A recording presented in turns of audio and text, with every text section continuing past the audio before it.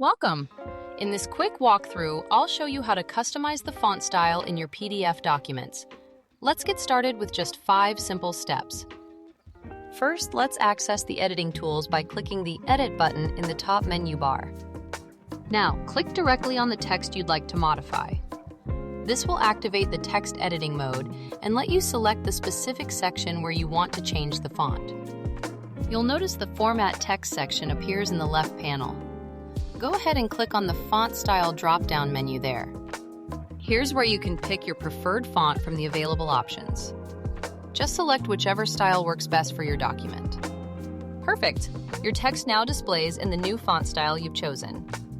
The changes are applied instantly to your selected section. And that's all there is to it. You now know how to change font styles in your PDFs. Feel free to go through this walkthrough again anytime you need a refresher.